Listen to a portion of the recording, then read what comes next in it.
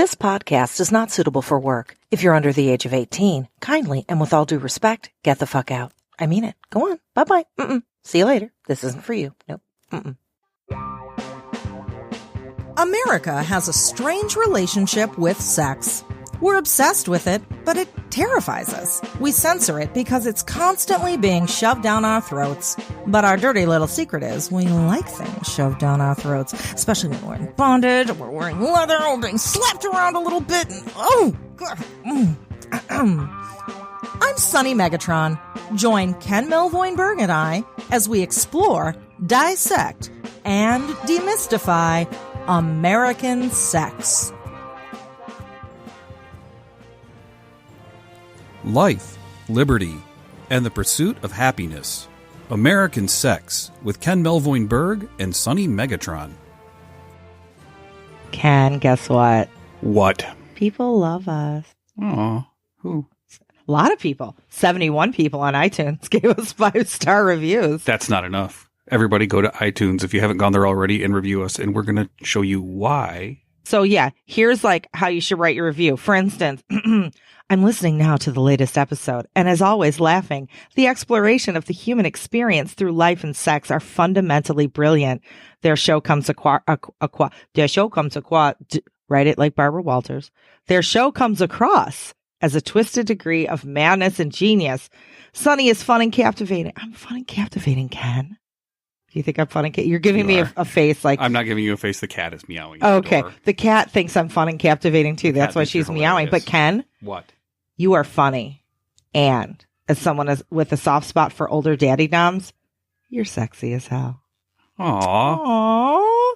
This show will have you laugh, learn, and feel more connected to two strangers than you ever thought you could. They share their lives openly with us, included flubs and fuck-ups that makes the connection to learning about the subject of sex addicting, similar to a soap opera. Finding a new episode in my feed always makes me happy. Aww. That makes me feel all like tingly and warm and fuzzy in my heart. I feel appreciated and loved, and I feel sexy now. That's awesome. That's so sweet. I am like... I don't know. I don't want to be like, well, of course people love us, because I'm always like, oh no, are people going to listen to this thing? But it's like people are listening, and I'm just kind of blown away. And by the way, guys, one of the things that we do this podcast for is not only to help other people. I mean, yes, there's a monetary factor that's involved, and this is what we do for our job, but that's not the primary reason that we do it. We do it because we're helping other people, and getting that praise means a lot to us because both of us are big softies on the inside, and it makes us want to give you more and better content all of the time when we get positive feedback. Sunny and I both work really well with positive reinforcement, and this is a way to do that for us. So if you want to make us feel nice and good and it won't cost you anything, leave us an amazing iTunes review just like that one, and we will feel incredible and we will give you better content. Ultimately, we're trying to make the world a better place, but also we live in America, which is a capitalist society. And the more 5-star reviews we have, the more sponsors we'll get, the more subscriptions and listeners we'll get. So everybody benefits. And everyone wins. And we can eat something besides ramen. So win, win, win, win, win for everyone. Which would be great because I have a heart condition. I can't have ramen anymore. It's too salty. I gotta have shit with salt. No, not shit, but like I have to have stuff with no salt now. So hey, friends. Okay, I'm looking at we have a little script with like bullet points of what we talk about, and I have me saying, hey, friends, I'm Ken Melvoin-berg. And I'm Sunny Megatron, and welcome to American Sex. No one said we were perfect. All right, Ken, what about our Patreon supporters? Well, it's time to shout out to our newest Patreon supporters who joined our happy Patreon family in the last week. A great big welcome and heartfelt appreciation to Daniel, Rick, Podcast We Listen to, Narangsak listeners. Oh, whoops. Okay, Sunny, your fucking grammar sucks here. There's a comma there. I'm reading. It's a period, Grandpa. You can't see. Oh, yeah, it is a period.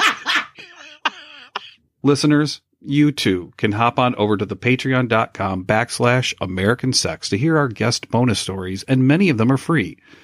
This week's guest, Ann Hodder, tells us a hilarious story about something I'm not going to tell you about right now, but you'll listen to it shortly. Again, many of our bonus tracks are free, but if you do choose to support us monetarily, on Patreon, you'll get other perks like access to early episodes, additional bonus material. Shut the fuck up, Cat. And occasional random bonus gifts. We're mailing a Scandal Red Room kit out to a random January supporter, and we're going to pick another surprise or two to send off to some of the other folks that are on our Patreon. There's still some time for you to be one of those people. After January pledges are billed on February 1st, pay attention to your Patreon inbox. You may just get a note from us that something is on its way. And there's only 21 of you right now, so the odds are really good that you might be selected. I'm laughing because it's like, yeah, we are a homegrown, not filmed. What are we doing? Recorded podcast in our bedroom podcast. Fuck everything because the cat's like, meow, meow. There's people outside honking their horns, going by, but whatever. So, listeners, just because we love you, and by the way, that's you right here listening. You, especially you right there. We love you. I love you. Oh, and you, we love you a little extra. But you, fuck you. You can go fuck yourself. But everybody else, you're cool. Yeah. Every month on American Sex Podcast, we give away sex toys and accessories. So for January, which is almost over, by the way, so act fast, we're giving away a Crave Vesper 24 karat gold vibrating necklace valued at $150. It's been provided by our awesome sponsor, Castle Megastore. So head on over to sunnymegatron.com/Vesper to enter. We're going to draw the winner on my Facebook page. It's facebook.com/sunnymegatron or fun slash, I always fuck that up, whatever, slash. We're going to do that on my Facebook whenever, I don't know, 7 or 8 o'clock at night, whenever I have time and the kids aren't bugging me and shit's not going on. People aren't getting shot out in front of our house because that happened this week. Yeah, there was a murder in front of our house. No, actually, he lived. I found out he's a critical condition. He didn't die. Oh, that's good. Yeah, that's good. I'm glad he didn't die. Yes. But, you know, Trump talking about Chicago being shooty. Fuck you, Trump. We're not shooty. Trump. Go fuck yourself. We just have some flavor. Fucking Mango Mussolini. Tangerine Caligula. Anyway, so February 1st, we're going to draw the winner for that Crave Vesper necklace sponsored by Castle Megastore. And if you want to buy this for yourself or anything else from Castle Megastore, our fans always get 20% off their order at castlemegastore.com when they use the code SUNNY, SUNNY, at checkout. And if you missed any of the link we mentioned right now, or even others throughout the episode, never fear. They are always in our handy dandy show notes, and you can get them at sunnymegatron.com or at americansexpodcast.com. If you want to ask us a question about sex, try our voicemail number, which is 773-MUFF-TOY. That's MUFFTOY. We would love to get a question from you guys so that we can read it on air. So please, anybody can ask us anything, whether it's about sex, whether it's about Sunny or I. We'll answer any kind of personal questions at all, except where we live and how to stalk us. Right. If it's about like, what's your favorite cheese? We'll answer that.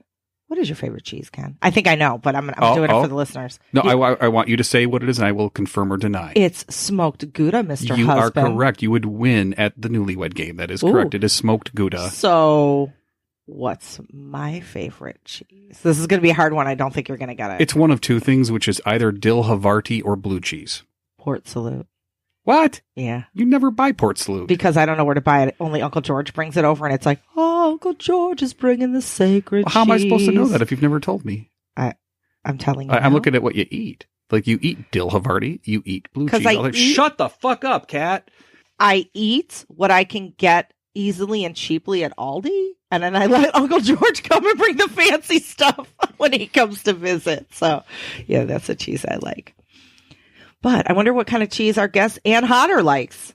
This week, our guest is Ann Hodder. Now, Ann is an ACS, which is a multi-certified sex educator endorsed by San Francisco Sex Information and the American College of Sexologists International.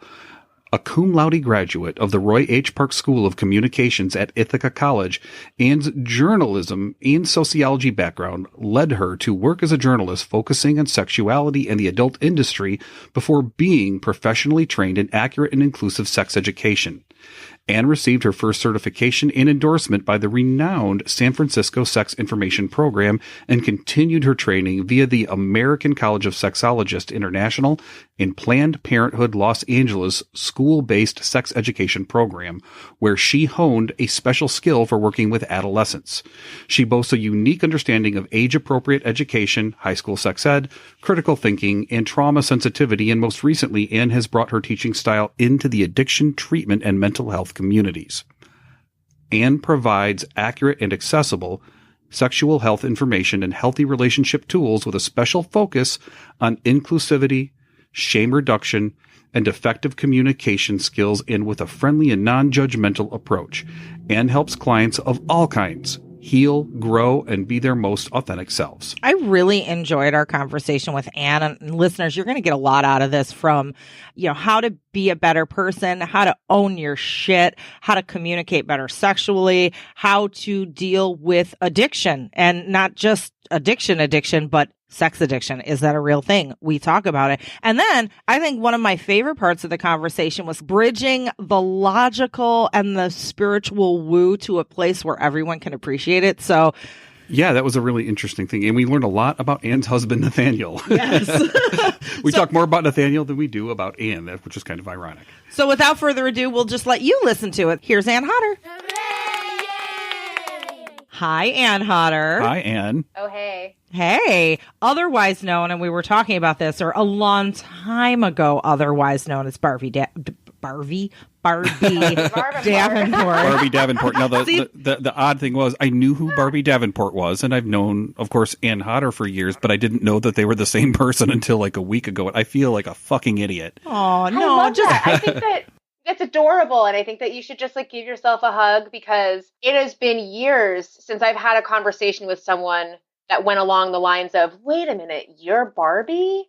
So it makes me feel nostalgic and like I'm relevant. So I'm into it. Nice. So, all right. I think that's a good place to start. So once upon a time, you were Barbie Davenport, and a lot of what you did a lot of writing as Barbie Davenport, right? That's kind of how the Village Voice, you right? Got into this. So tell me the story. Yeah, I mean, I wish that this was an exciting story, or maybe it is and I'm just jaded, but I had just left doing journalism specifically for the adult industry, and I was still a journalist, and I was like, how do I write about sex in a fact-based AP style geek out journalism way, because that was my goal at the time. And I was connected with LA Weekly's, I think he was the marketing director or the advertising VP of advertising. At the time they were owned by Village Voice Media. And so they had this concept of building a sex blog where it could be syndicated across all 13 of the publications that VVM owned, Village Voice Media, and it would essentially be a landing point for all of their adult-focused ads, because those ads couldn't go onto any of the other syndicated websites' regular pages, because they were essentially selling ads, subtly selling hand jobs and, massage parlors and such, and other sexy services and strip clubs, blah, blah, blah.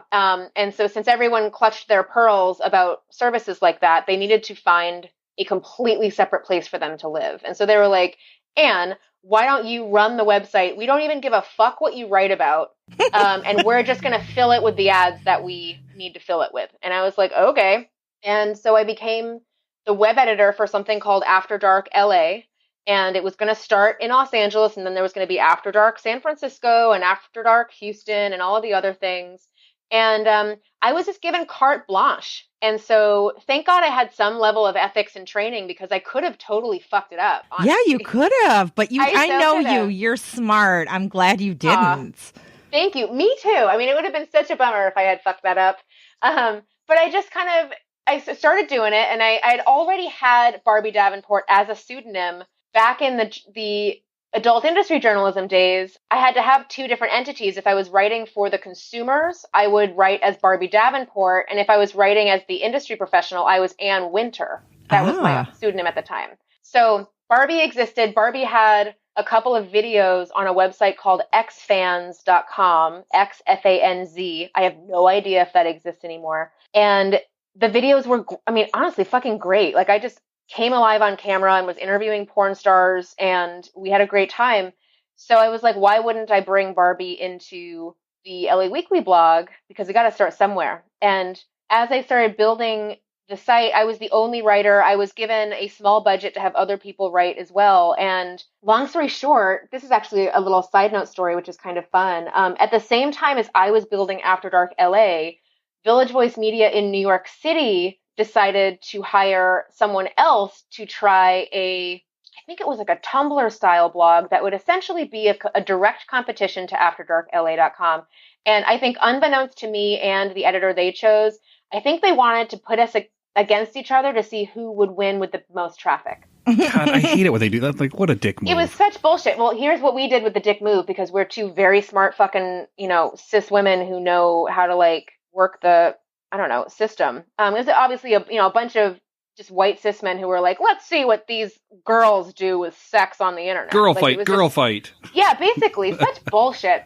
And so she and I at first were like, who the fuck are you? And then when we met, we were like, whoa, wait a minute, you're fucking cool. And her name is AV Flux, and people will know her from the internet, from Blog Her and Naked City back in the day. And we decided to create a huge feud on the internet to get people to give a fuck about our website. Ooh, you are a good awesome. marketer. You're like a natural marketer. So you guys were like Tupac and Biggie. In a way, except less murder, But it totally worked, and we had so much fun, and we did like a lingerie fight online. And that's fucking brilliant. Yeah, so we took this idea of girl fighting, which, is just a bullshit archetype that will always sell stuff, and we made it a little bit different so it didn't feel grimy and gross and stereotypical. And we had a lot of fun because we were insulting each other on the internet for like really like highbrow things and things that were really on brand. So I remember making comments about AV's incredibly long Coke nails. And I remember her whole thing was like, she, eats people for breakfast, and she gives zero fucks, and she, talks to the ravens and is very, reads books in the bathtub while getting anal, like just her whole thing. And then my thing was like, cat lady, single, sex toys everywhere, blonde, bubbly, does yoga and likes acupuncture. And so we would just make fun of each other for the identities that we had. And people just loved it. And so Barbie existed for several years. And then just very suddenly, Village Voice was sold to a media conglomerate in Arizona that was, again, run by a lot of gray-haired white cis guys who were just like, harf, harf, harf, harumph, harumph, and just didn't really know what the internet meant for journalism and for their newspapers. And so they slowly phased out the sex blogs, and then all the Backpage.com drama happened with, I think it actually started with Ashton Kutcher's like online campaign about human sex trafficking. Yeah, it did. Yeah, and so when Village Voice was getting sued, they just decided to completely cut ties with anything Backpage related, even though Backpage, I think, was like 60-something% of their revenue complete for the whole company. Yeah, I believe Huge part of their revenue. And it really fucked over sex workers. Oh, it fucked everyone over. It was so fucked, and it was just reactionary. But what else is new? Oh, God, I'm terrified. We might get in trouble and lose money. Therefore, let's just completely cut ties no matter what this does to the people involved. To the people who helped make us millions of dollars.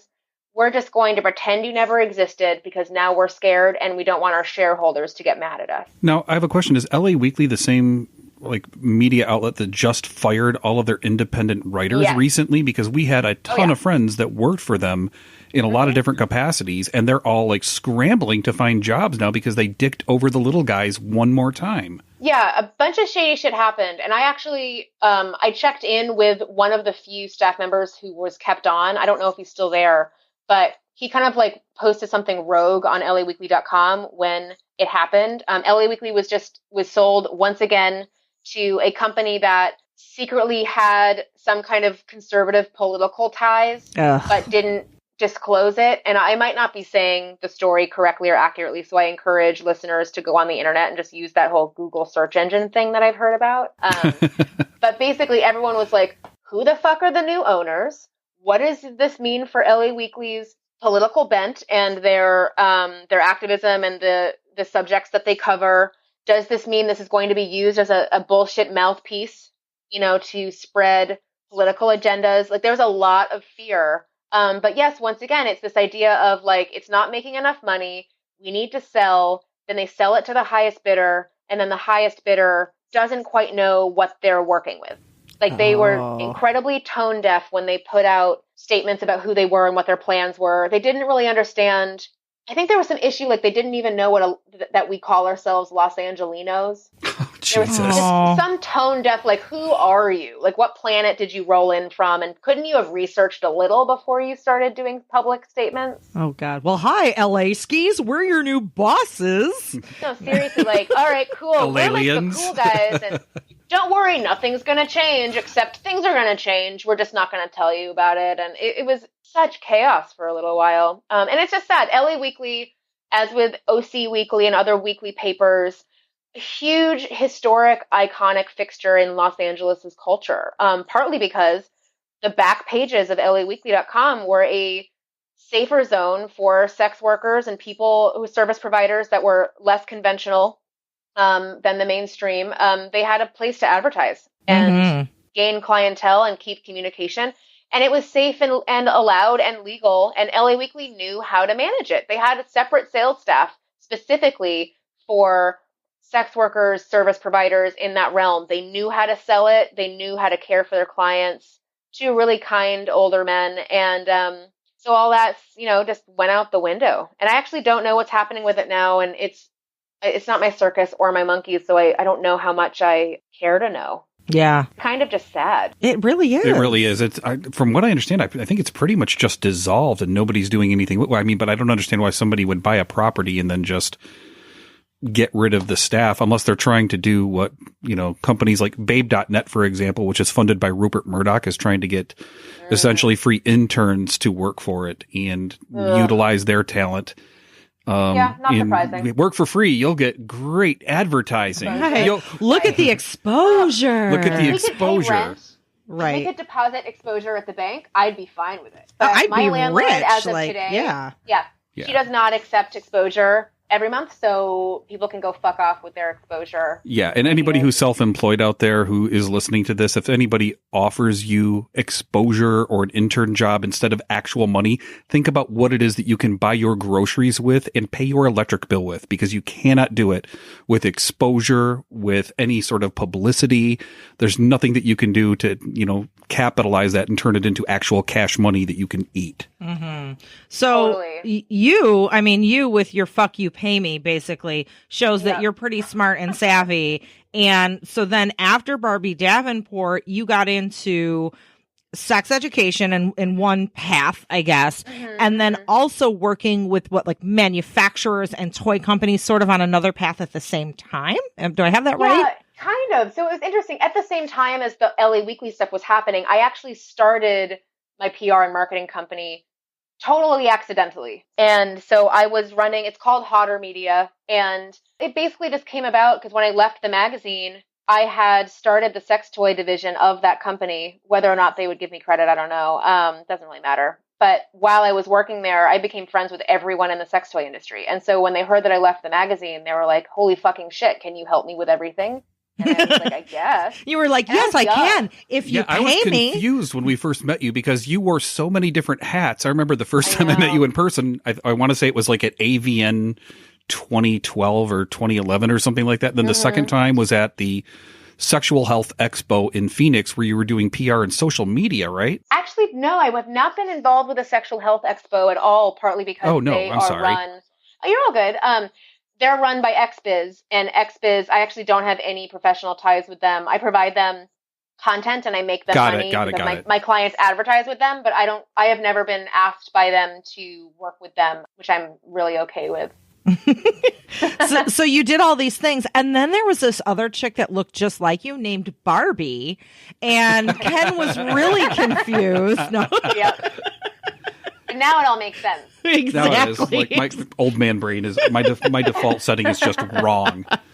It's all good, but yeah. So I was doing a lot of that all at once. Yes, definitely lots of hats. But because I had learned so much about the business of sex toys, I was able to help a lot of sex toy companies with like packaging descriptions and helping with, make their marketing a little bit more, less like antiquated, like kind of relying on the same old taglines and silliness, and try to give an identity to the brands a little bit more, especially as the industry became more competitive. Like when there isn't a whole lot that's sort of separating your products from your competitors' products, it's really all about how you literally and figuratively package the items that you sell. So I formed really close relationships on the business side with some manufacturers and distributors, and continue to work with them today, even as I branch more into sex ed, because sex ed is what I enjoy the most. So you branched off to start doing some sex education, and now I've heard you're doing something really, really interesting that I haven't heard a lot of people talk about, that you're actually going into rehabs and whatnot and teaching people with addiction issues and talking about sex with them. Tell me about that. So a lot of the rehab treatment format, at least in the Los Angeles area, and I would guess that this is the majority of the U.S. industry, part of a treatment program is there's a required number of group workshops or group sessions that clients are required to attend. And some of these group topics range from codependence to, relapse prevention. And I started dating someone who was working in the treatment industry as a one-on-one practitioner as well as a group practitioner. And I remember him telling me a story about he witnessed some female clients having their vibrators confiscated as contraband, and how the women felt incredibly mortified because it was happening in front of people. And they were told that if you wanted to use your vibrator, you had to check it out with a staff member. So it was just all shame. Jesus. And I remember sitting there like, that is not okay. What the fuck is going on here? And so I just started talking more, and he's worked in the industry for a really long time. And so he was a really wonderful resource. And then I married him. Now he's my husband. But he was like, you know what? We need a sex educator doing groups. Like, we don't talk about sex, but clients are fucking everywhere they can. They're all getting pregnant and STDs, and the staff members don't know what to do about it. So they all get shamey. And if they walk in on someone having sex with their girlfriend, they just punish them and give them a curfew. And like, that's not actually offering anyone any assistance, It's just punitive, kind of like how, parents end up dealing with their kids when they walk in on them masturbating. It's like, your discomfort is not the way to handle, like, if you're uncomfortable, fine, but you got to handle what you're witnessing in a professional and compassionate manner, or else you're going to fuck the person up. Mm-hmm. And you whatever your potentially puritanical views on what clients should and should not be doing as sexual beings doesn't really matter. It's none of your business what they are doing. Like, technically, your job is to maintain a safe space and to help them build and maintain some level of recovery for the 90 days that their insurance are paying for it. So in the meantime, why don't we help with other aspects of their recovery that are not being addressed? So now I lead groups at inpatient and outpatient facilities and programs, anyone who will have me, really. And we really touch a lot on this idea of, okay, so you're a sober person, and you are in some ways kind of starting from scratch. Like, now that you don't have this coping mechanism and this potentially numbed out brain, you are getting to know yourself as yourself. And for some people, it's the first time that they've really just been in their own head, their unmedicated head, for the majority of their formative years. And so they're like, who the fuck is this person? I don't like this person. What are these emotions? I'm not into this at all. I feel like I'm fucking crazy. And you have to sort of like figure out who what your identity is. And wow, it's like being forced into almost like a new puberty, sort of. It's so similar. Oh my God, it is so similar. And so part of figuring out your identity and getting to know yourself is like, who am I as a sexual being? Like, what do I like? What do I not like? Who do I want to date? What happens to me when I do date? What are my behavioral patterns that end up getting me into fucked up situations? How is sex tied into my addictive disorder? Does it play a role at all? Do I utilize sex in ways that could be considered harmful to me? And if so, what do I do about that? And the closest thing that people in rehabs were getting was access to something called Sex and Love Addicts Anonymous, and also known as SLA. And it's essentially a 12-step based program similar to Alcoholics Anonymous. And that was sort of the only option out there. And that's really rooted in this sex addiction model that potentially you've talked to about on the show before. But it's a problematic prognosis based mostly on social stereotyping, social norms, social constructs, and shame. Okay. And there absolutely is compulsive sexual disorders. There are absolutely people out there who have trouble with their sexual desire and sexual compulsion, and it gets in the way of their lives. That exists. However, that is rarely what ends up being diagnosed as sex addiction. Right. And part of this whole idea of sex addiction is if you are horny a lot and you want to have a lot of sex, or you watch porn 5 times a day, or you jerk off 3 times a day, you're probably a sex addict. And it was all basically self-diagnosed. Someone who felt uncomfortable with their sexual desire and they thought they had, quote unquote, too much desire, they had to have been an addict. Therefore, now they're going to go to meetings and seek out help. And it's that's sad awful. And it's just like, I mean, everyone's right. They can self-identify the way that they want to. But I'm going to also, if a client comes to me and they say, I also identify as a porn addict and a sex addict, I'm just going to ask, okay, cool. How'd you get to that conclusion? Tell me more about that. And I want to better understand the process they followed to get to that conclusion.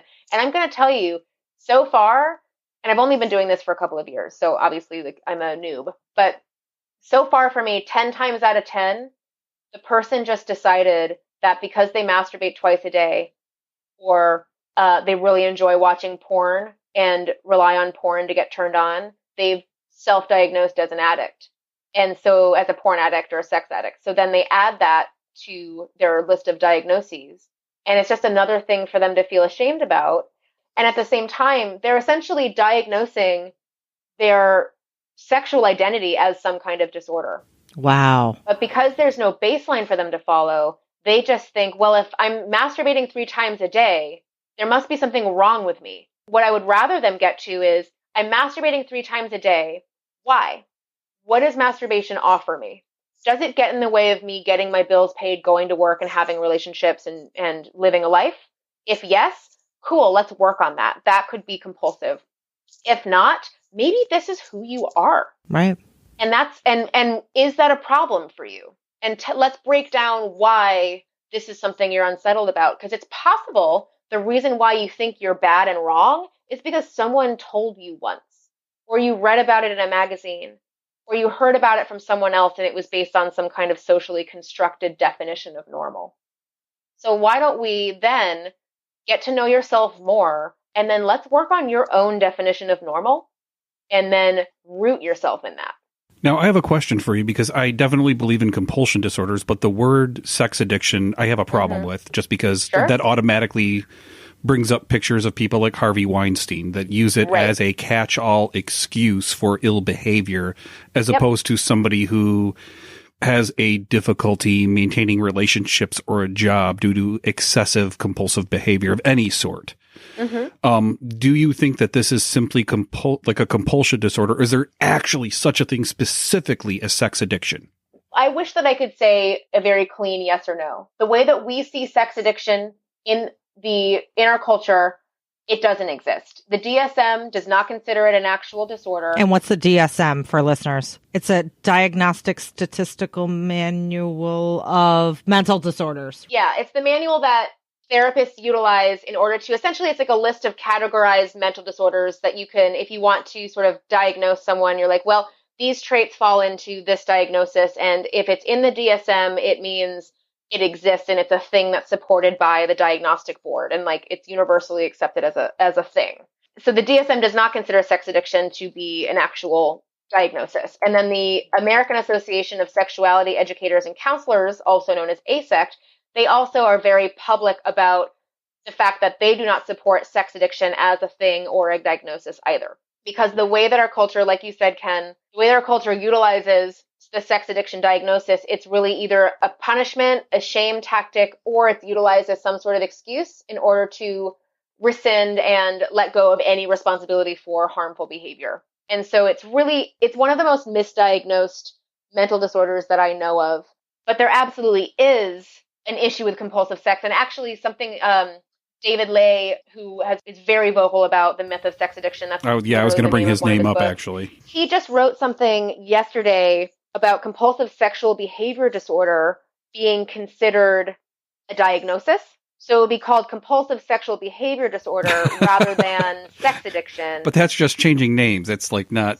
It is, but I'm interested to learn more about it, and I want to read more. It appears to be relatively new. But the thing about compulsive sexual behavior disorder is it's a little bit more specific, and I think that the diagnostic process is much more informed than the traditional sex addiction diagnostic process. I'm definitely going to look that up. One of the things that a lot of people don't know about me is that I'm a CCS and a CCSP in a former lifetime. So I was a paramedic a million years ago, but I'm also somebody who did like medical coding and billing, including stuff from the DSM and from the ICD-10 and that sort of thing. And part of this is so the DSM has two functions. One of them is to categorize things. The other is to make sure that you can pay out for whatever the correct thing is. So when a doctor gives a diagnosis on something, my job was to see, is the doctor categorizing this into the right thing? So things in two categories are interesting to me, especially when it applies to the mind.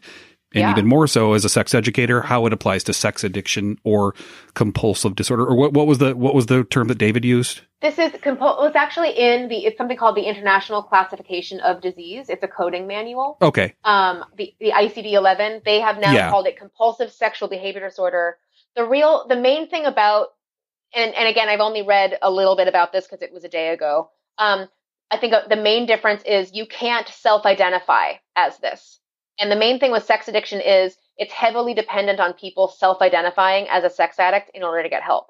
And so it's not enough to self-identify as a compulsive sexual behavior disorder person in order to fall in that category. There's more to it, which is really important and a positive move, in my opinion. Absolutely. And you know what? And on that note, I think we're going to take a little bit of a break, and then we'll be right back with Not Barbie Davenport.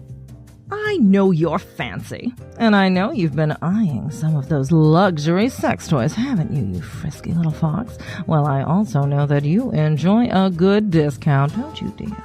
You now can get 20% off your entire order plus free shipping at luxury sex toy retailer Lalo.com with discount code Sunny. Yes, dear, you heard me right. 20% off anything your little heart or, well, other parts desire at Lelo.com using discount code SUNNY.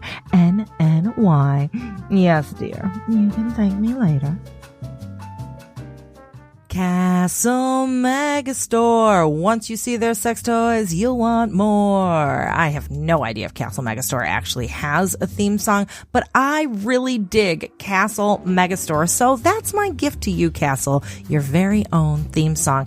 And you listeners get a gift too. If you go to castlemegastore.com and use discount code SUNNY, that's SUNNY, when you check out, you will receive 20% off your order. That's amazing. Castle Megastore. When you get your sex toys, you'll be on the floor because you'll be using them so much and they'll be so awesome and you'll save so much money. You'll get more than one and then you'll climax for a really long time and you'll just be passed out and you'll be like, oh my God, give me water. That was the best orgasm ever. And we're back with Ann Hodder. Hello. You love doing your radio voice, I Ken, do love my you? Radio voice. It's the same as my strip club DJ voice. Oh, really? Oh, I thought I've heard it before. Next on the stage, Candy.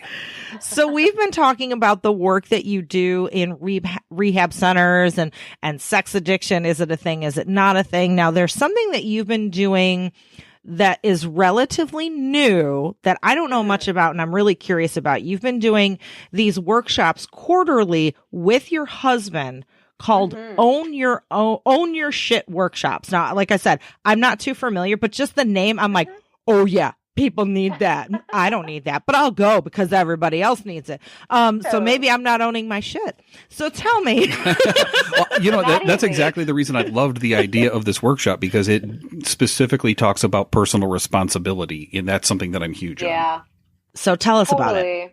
Well, so my husband, just a little bit about him so that there's context. His name is Nathaniel. He goes by Nathaniel V. Dust, but also Nathaniel Hodder Ship. We both, when we got married, we changed our names together. Aww. Because fuck the patriarchy, that's bullshit.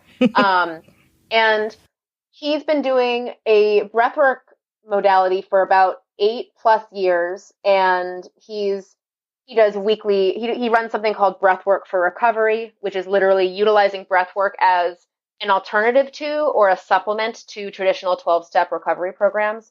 And it's really successful. Tuesday night free meetings in Los Angeles. Go to breathworkforrecovery.com. It's fucking cool. But anyway. And really briefly describe what breathwork is for those that don't know what that is. Thank you. Super smart. So breathwork, there's a couple, when people hear breathwork, they hear a lot of different things. Kundalini breathwork, sort of hyperventilating type breathwork, breathing through one nostril. The breathwork that Nathaniel teaches and does is a 2-part breath. It's not fast, and it's essentially you first breathe into the low belly, then you breathe in to the upper chest, and then you exhale completely. And so it's inhale, inhale, exhale. And it can be as fast as slow as you want. And the idea really is to, among other things, you over-oxygenate your body and your brain, and it helps sort of tell your brain, for lack of a better term, to shut the fuck up just for a little while. And then it allows, by having the active portion of your brain sort of on pause, and maybe it's kind of like chilling out for a bit, some of the deep-rooted, buried emotions and often trauma has an opportunity to surface. And so it's an opportunity to really deeply connect to yourself, and you feel very in your body. And I think a majority of us are kind of floating around trying to just make life happen and just to exist. And a lot of that is breathing into our shoulders and going from thing to thing to thing, and never really taking a minute to sort of ground in our actual bodies. Like, how am I feeling right now? What do I need right now? So it sort of puts you into a meditative state? People call it an active meditation, yes, because it requires, you're not sitting there slowly thinking and oming and then hoping that your brain turns off. This is something that's actively turning your brain off for you. The challenge of it is it's not comfortable. It brings shit up, and you feel vulnerable. And so it's important to do it in a space with a practitioner who knows what they're doing and is able to handle if and when a trauma response happens. And Nathaniel is so trained in that. He's a natural empath, incredibly compassionate, and he is practically a mind reader. He's just so good with people and what shit's coming up for them. And so he sometimes works into your body and might press on your feet or loosen your hip a little bit, with consent, of course, and really helps you sort of process stuff. And so even after one breathwork session, people leave feeling, some people report they feel high. So people like that. But you really just feel a sense of like, I'm okay. I feel safe. I feel joy. I feel a connection to my emotions that I haven't felt in a really long time. And that lasts. And the thing about breathwork is you can do it anywhere because you have lungs. So you can really do it wherever you need to. And also I should mention this is all done while lying on your back and you breathe through your mouth. Okay. So long explanation. So Nathaniel's been doing that for a while. And so we decided to sort of create a Venn diagram between my work and his work. So the Own Your Shit workshops are really based on, yes, owning your shit, but a lot of it has to do with sex and relationships. And so the workshop that we've been doing in New York and Los Angeles is called Own Your Shit, Rights and Rights of Healthy Relationships. So RITES and then RIGHTS. So, traditions and constructs of relationships, but we're also talking about basic human rights that people have when you're entering any kind of relationship, whether it's sexual, romantic, platonic, work-related, family. These rights apply for all of it. And the first half of the workshop, everyone's sort of talking about what their experiences are, and we actually run through a list of human rights that we have in relationships. And there's something about seeing your rights listed on paper that make it really difficult to argue with. It's hard to say, oh, no, I shouldn't say what I need to say, or, I don't need my own space, or it's okay if we're not totally equal. Because when you see that you actually have the right to those things, and like organizations like the World Health Organization have supported these rights, you can't really deny them to yourself. And so it's really empowering. It's something that you can kind of anchor yourself in. And then we talk about how the rights might apply to you. Like, does this sound like bullshit? Does this sound like something that you've actually, what is the word? Oh my gosh, I want to say inflicted, that you have not respected partners. Have you always owned your rights, but then denied your partner's rights? Like, let's just get real. And once we have that conversation, the second half of the workshop is a breathwork session. It's all, it's done in a group, and it's a really incredibly safe space. And Nathaniel and I always put together a special music playlist that has songs that really connect to us, connect to the subject matter that we talk about, and aren't just sort of like a series of slow, sad, wrist slitting type, depression music. It's like it's about a journey, and the sort of journey that the music takes you while you're doing breath work. Do you play Journey? Because not yet. Oh, don't Maybe, stop maybe not. believing. Oh, get out of my mind. No, listen. Don't stop breathing. Get it? Because it's breath work. Ooh, So would you say that this is one part woo and one part psychology? Yeah, there's definitely woo in it because of it's intangible emotional shit. Right. Well, it sounds like a single woo. It doesn't sound like woo woo. Well, it was interesting. It was interesting when you were explaining exactly what breath work was. Now, for those who don't know the term woo is kind of the stereotype you would put in, like kind of the overly spiritual yoga, crystal-y kind, metaphysical sort of vibe. And for myself, I'm appreciative of the woo. But I'm kind of anti-woo, and not because I'm like, oh, that's all bullshit, because my mom was real woo. So I'm working out like my parents' stuff. Like, I don't want to seem too woo. And her mom used to come to my metaphysical Yeah. bookstore because I was a professional psychic for many, many years. And Wow. I taught classes on all of this stuff. Now, there's an interesting side note to this. Breathwork is now currently being used by the United States military. And I don't know if you know this or not, because they just came up with a new classification of medic that's almost like a battlefield holistic medic.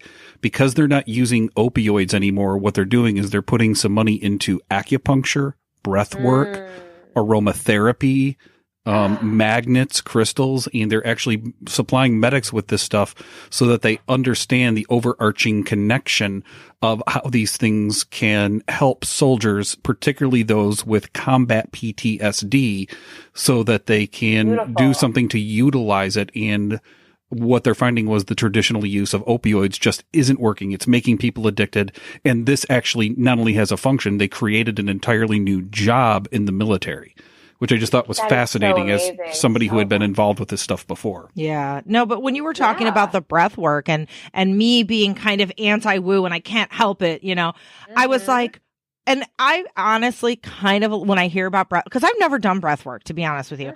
And when I hear about it, like my inner eyes kind of roll a little. But when you explained it, I was like, does your third eye roll? No, it does not, Ken. He went there. I sensed it. But shut up.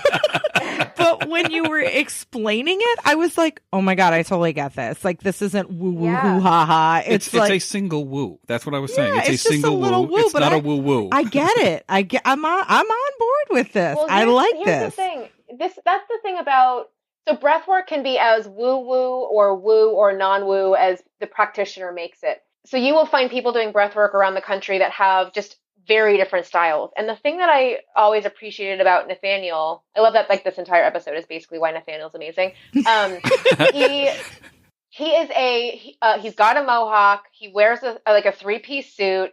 He swears like a fucking sailor, and he's just really real. And he plays like death metal and rap in breathwork sessions. That's awesome. His thing is he is the perfect balance between the woo spiritual shit. He understands symbolism. He does tarot. He's been a psychic before, like all of that shit. But he's also really rooted in the science and biology of what is happening to your body when you breathe. And so if you don't like woo, he's not going to go there. If you really like to try to understand what's going on with you, he'll go there. Like, he'll meet you where you're at. And so, Sunny, I relate to you. When I first was dating Nathaniel, I was like, what the fuck is this shit? And really didn't know if I would be able to wrap my head around all of the woo, because at the time I was really, I'm a journalist, right? Like, I love facts and research and science.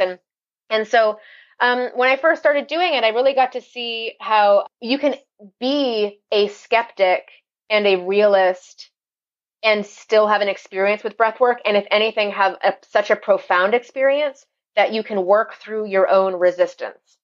And if anything, it's sort of like the most effective way for a sort of skeptical, cynical, fact-based type human to connect with your body, get out of your head for a little while, and better understand your connection to the world. Like, you don't have to define it or even understand it, but you can really feel like I'm part of something bigger, which makes me feel less hopeless or maybe less alone.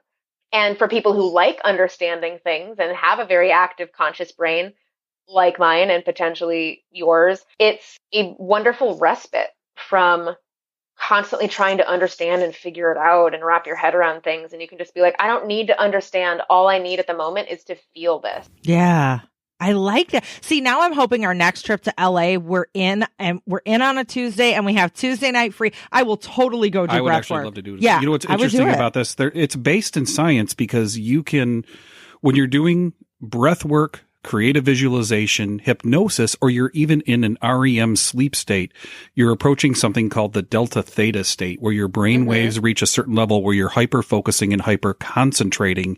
And all of those things make you go inward. Your peripheral vision dims a little bit.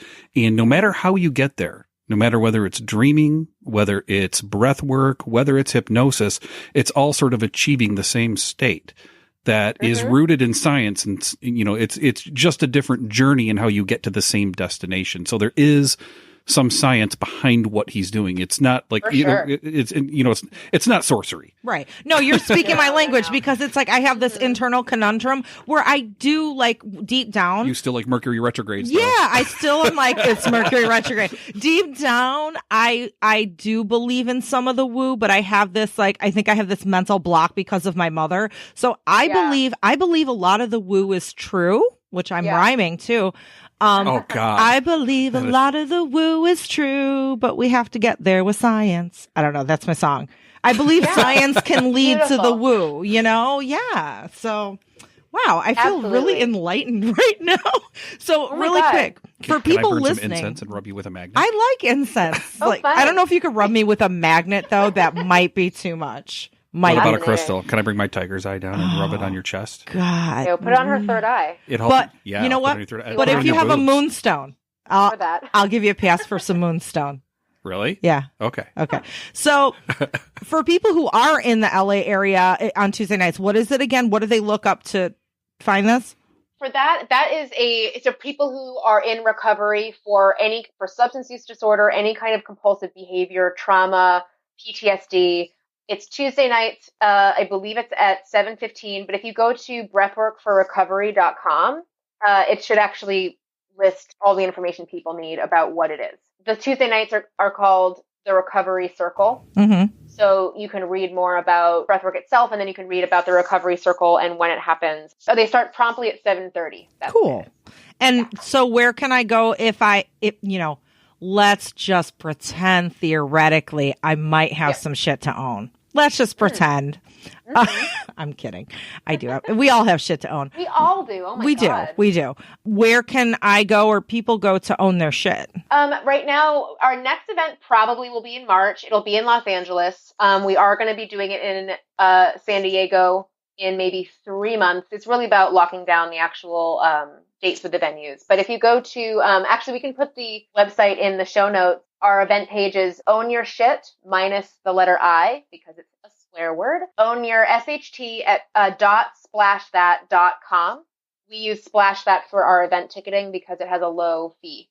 Cool. Well, that's actually good to know for people that are throwing events. Like you can take a look at that and maybe utilize it for yourself. I love it. It's really a good website. And so you can read about what the Own Your Shit Rights and Rights of Healthy Relationships workshop is all about. You can read a little bit more about Nathaniel and me and how we work together. And we are building a company solely based on self-love and self-empowerment called the Center for Self-Love. And that should be launching in the next 2 months. And it's really a place where if you're looking for empowerment and education with your sexuality or your relationship communication, you'd go to Ann Hodder. If you're looking for breath work or tarot, you would go to Nathaniel. If you want to do dream work, he and I both work with people's subconscious and their dreams to help better understand what's going on with them. We both do dream work, and then it'll be a hub for all of the workshops that he and I are doing together. Okay. All right. I wish it existed today, but it doesn't yet. Yay. I'm excited. I want to see how that manifests. And then the last thing, I know we kind of gave this a drive-by, like your marketing that you do and your PR, but I have to say, like, knowing you just in, as a business colleague or whatnot, my former profession and my degrees in marketing, I worked for the top 2 ad agency for like 17 years. You are amazing. I'm like, did you just like drop out of the womb a good marketer? I don't know, but you're fucking amazing. Oh, you're so nice. So where can people find you if they have like a sex-based business or they want some of that from you? Where do they go? Yeah. What do they do? If to learn about like the marketing services, full disclosure, like I try to incorporate some form of accurate sex education into my marketing because I think it benefits everyone. If you go to hoddermedia.com, I'm sure we'll have a link in the show notes. You can learn about the consulting and the writing and the marketing work. But if you want to learn more about some of the workshops that I do as a sex educator, you can go to annhodder.com.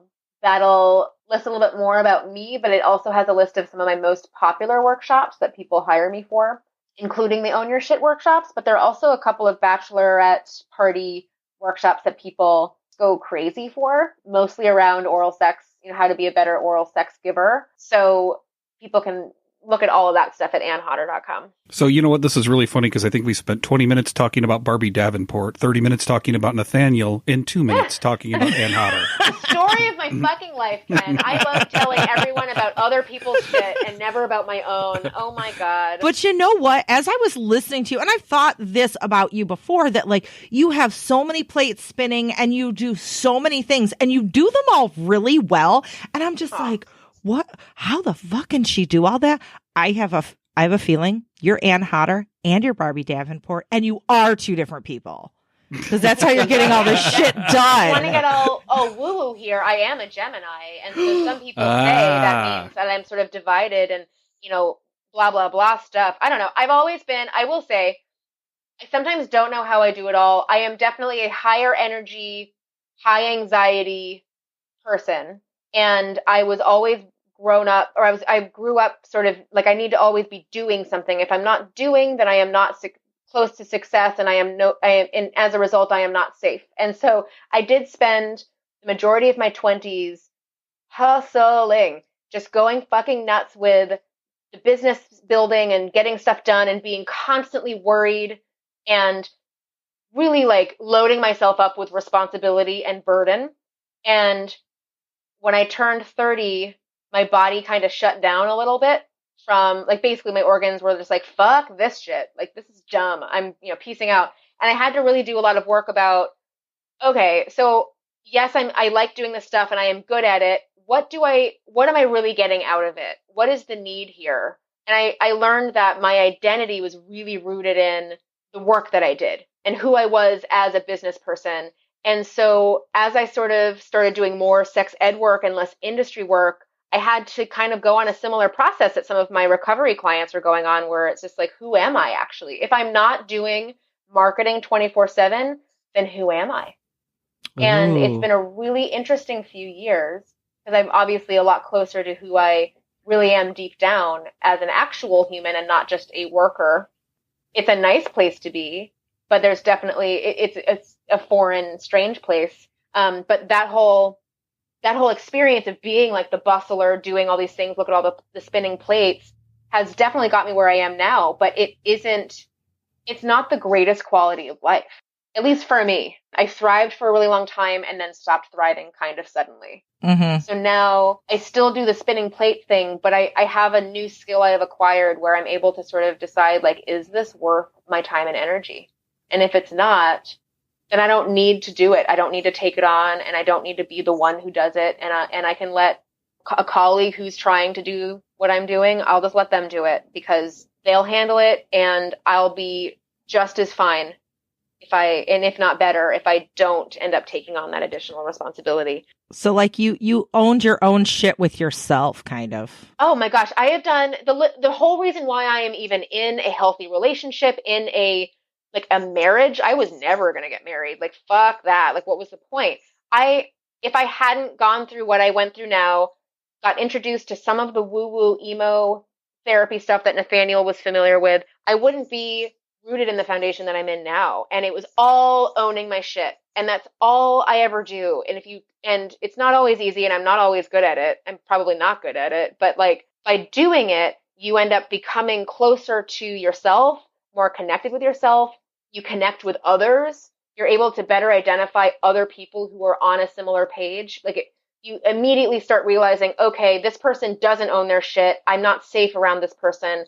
I don't really want to spend my time and energy with this person. And you can very easily cut the cord and move on to someone who is on the same page as you, where self-work and dealing with your shit on your own without relying on one another to do it for them it's easier to have that kind of relationship. I don't know. I don't think I'm being the most articulate human at the moment. No, I like that. And I think that's a good thing for our listeners to take away, because we're out of time, which sucks. It always goes by so fast. But yeah, so listeners, go out and own your shit.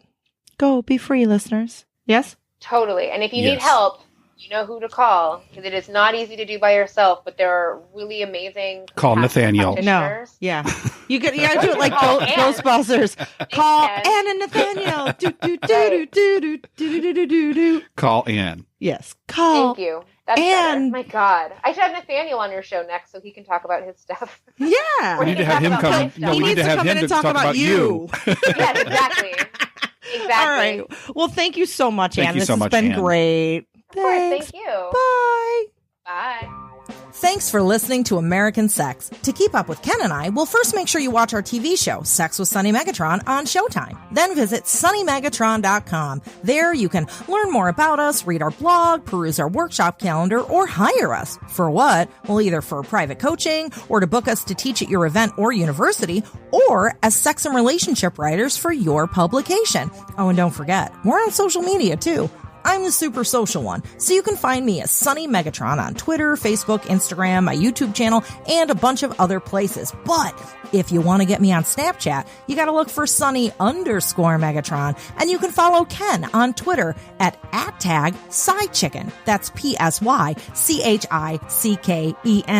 Also, please support us by shopping with the affiliates and sponsors from our breaks. And if you contribute to our Patreon, we're going to love you forever. Well, we're going to love you forever anyway, but just go with it. Lastly, if you like this broadcast, tell people about it. Tweet it, Facebook status it, and rate it on iTunes and other platforms.